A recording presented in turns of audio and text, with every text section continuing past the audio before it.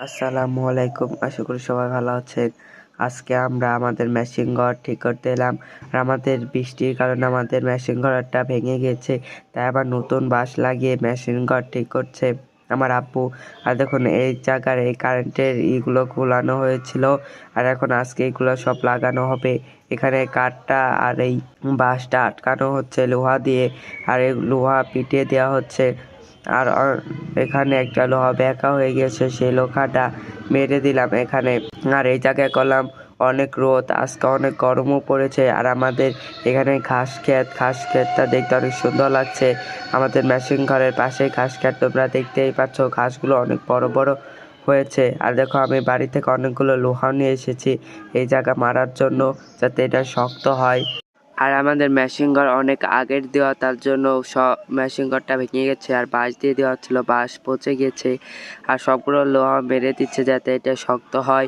দেখো, আজকে অনেক বাতাসও আছে, আর কিন্তু গরমও অনেক। আর আমাদের চকে সবাই পাট বুনিয়েছে এখন। আর পাটগুলো ছোট ছোট জ্বালিয়েছে। তোমাদের পাটের ভিডিও আমি দিলাম না, আমাদের পাট বোনানো হয়েছে। যখন পাট বোনাই তখন আমি স্কুলে ছিলাম, স্কুলে থাকার কারণে আমি পাটের ভিডিও দিতে পারিনি। আমাদের লোহা মারা গরম হয়ে গেছে, এখন এই তার দিয়ে বেঁধে দিচ্ছে যাতে এটা নিচে না পড়ে যায়। আর এটা হলো মেন তার। আর এখানেও দেখো নিচে তার ছিল, এই বাঁশের সাথে কাপড় দিয়ে বেঁধে দিচ্ছে। এটা মেন তার না, এটা হলো এই মোটরের যেটা ঘুরে সেটার মোটরের তারটা বেঁধে দিল বাঁশের সাথে। আর আমাদের এই যে মেন তার, এই যে এখন মেন তারটা বাঁধা হচ্ছে। আগে মেন তারটা বেঁধে নিয়েছিল যে তার দিয়ে, তারপরেও ভালোভাবে বেঁধে নিল এই কাপড়ের সুতা দিয়ে।